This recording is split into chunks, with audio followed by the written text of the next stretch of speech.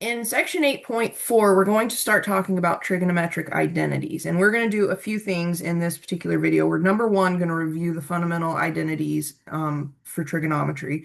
We're going to look at simplifying expressions to where we can get an expression that might be more useful in another format, and then we're finally going to look at proving or establishing trig identities. So we're going to take these two things that maybe don't look the same, but we're going to prove that, hey, with some little tricks of the trade, these are actually the same thing, okay? So before we dive into all of this, we need to remind ourselves of a couple of definitions that you should have learned in some kind of algebra class in your past, okay? So the first is the definition of an identity. So an identity is an equation or a statement that is always true for every input value. So the example we have here is just a really basic linear equation, okay? So we have that 2 times x plus 3 is equal to 2x plus 6. Well, while on the surface they may look different, they're actually the exact same thing because on the left I could distribute and I would get 2 times x. Let's see, 2 times x plus 2 times 3, which is 2x plus 6, and we already know that's equal to 2x plus 6. So with just a little bit of work, we can see very clearly that the left is exactly equal to the right. And no matter what input value we use, so let's say x is our input, no matter what value we choose for x, we're going to multiply it by 2 and then add 6 on the left, and then we're going to multiply it by 2 and then add 6 on the right. So this is going to be a true statement for every single value for x, okay?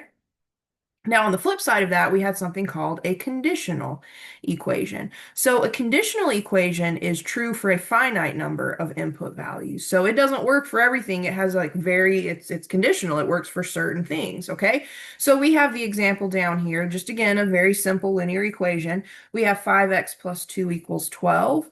Well, there's no way to make 5x plus 2 equals 12 for everything. 5x plus 2 is only going to equal 12 for one very specific value of x, okay?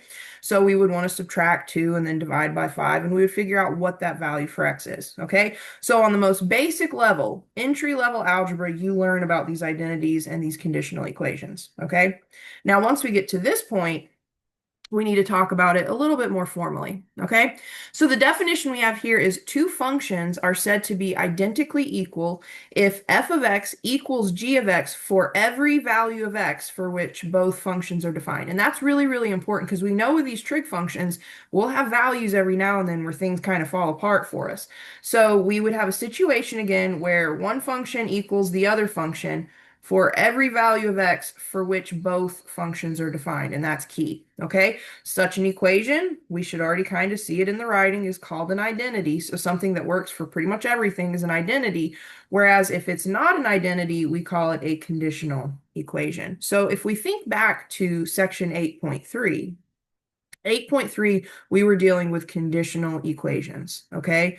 We definitely had these equations where some values for theta worked and a lot of other values for theta did not work, okay? So 8.3 was all about those conditional equations, but now in 8.4, we need to talk about the identities. So we're going to be building things where you have these equations where one side really truly equals the other side.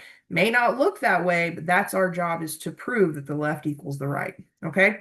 Now, I'm not going to go through each of these fundamental identities of trigonometry. We learned these in, I believe, well, yeah, I have here 7.2. Hopefully they're old friends, we'll say. Okay, so we have the reciprocal identities, so we know that cosecant is 1 over sine, secant is 1 over cosine, and cotangent is 1 over tangent. We had the quotient identities, where we know that tangent is equal to sine over cosine, and cotangent is equal to cosine over sine. Then we had the Pythagorean identities, and I told you when we were going through these, if you can remember sine squared of theta plus cosine squared of theta equals 1, then with a little bit of work and manipulation, you can get the other two for free, but you need to know that also we have 1 plus cotangent squared of theta equals cosecant squared of theta, and then tangent squared of theta plus 1 equals secant squared of theta. These are identities because no matter what value for theta we plug in, we're going to always get a true statement, okay?